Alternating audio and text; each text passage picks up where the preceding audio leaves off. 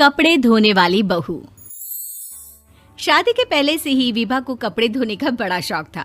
कभी नल के नीचे तो कभी तालाब के पास। अरे मेरी नीली वाली लुंगी नहीं दिख रही है। विभा की अम्मा, कहाँ रखी है लुंगी? अरे वो तो विभा ने परसों ही धोकर रखी थी आपकी अलमारी में, देखो वहीं होगी। वो ना मैंने आज धो दी, मुझे लगा कि गंदी हो गई होगी। अरे कैसे गंदी हो गई थी? उसे तो मैंने पहना भी नहीं। हे भगवान, इस लड़की के कपड़े धोने की आदत से परेशान हो गया हूँ मैं। जितना तो घर में राशन नहीं आता, उससे कहीं ज्यादा डिटर्जेंट पाउडर का खर्चा है। इसकी शादी करवा दो, शादी जाए अपने घर में ही करे काम, फिर चाहे घर के कपड़े धोने हो या पूरे गांव के। हाँ ठीक बोल रही हूँ, देखता हूँ मैं कोई लड़का। वो दिन भी आ जाता है जब विभा को देखने लड़के वाले आ जाते हैं। लड़की मुझे अच्छी लगी। होने वाली सास कहती है, बेटी अगर कुछ पूछना है तो पूछ लो।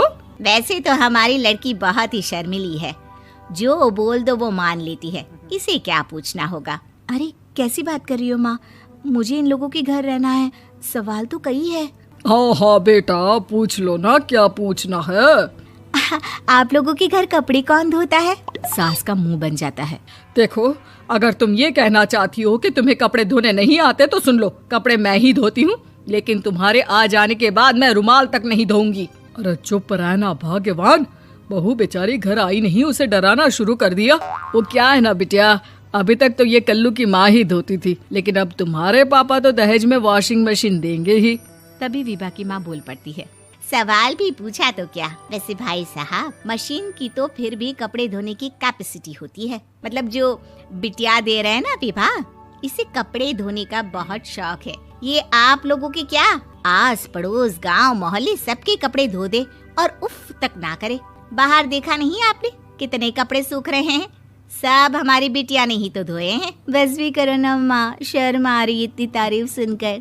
और तो और एक दाग निकाल कर दिखाओ तो मान जाओ। हाँ अच्छा, माफ करना बेटा, मैंने गलत समझा।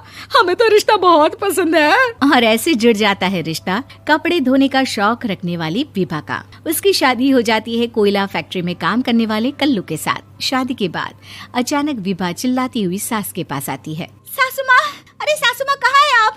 ये तो धोखा है, धोखा दिया आप लोगों ने मुझे।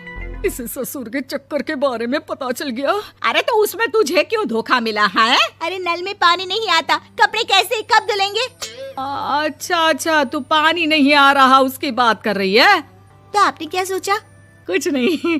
अच्छा, तेरी माँ ने कहा था कि कपड़े धोने का शौक है तुझे, याद आया मुझे।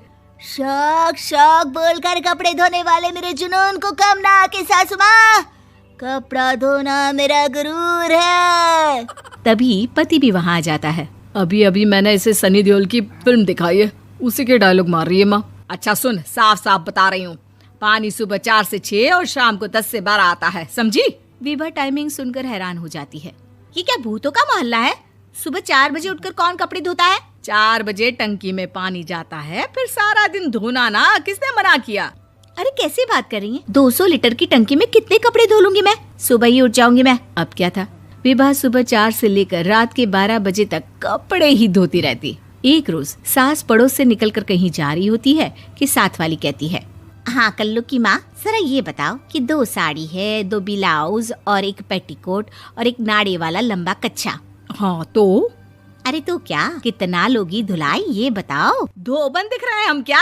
हमारे पति सरकारी नौकरी से अभी रिटायर हुए हैं और बेटा सुपरवाइजर है कोयला फैक्ट्री में। धोबन समझ रखा है हमें? हाय रे कल्लू की अम्मा, माफ कर दो, वो तो मोहल्ले में यही सब बता रहे थे कि तुमने बहू को कपड़ा धुलवाने के काम में लगा दिया है। सास को पड़ोसन की बात सुनकर गुस्सा आ जाता है। वो घर पहुंचती है जहां घर के बाहर ही इतने सारे कपड़े सूख रहे होते हैं जितने कि किसी धोबन के घर पर। अरे ओ कल्लू की दुल्हन, बाहर निकल।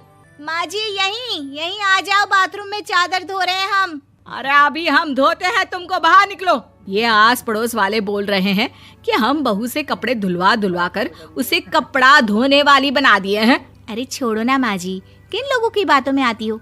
आस पास के लोगों का तो काम ही होता है कि वो किसी तरह सास बहू को लड़ा दे। बहू सारे घर के कपड़े धोती है, ये क्या कम है? बोलिए।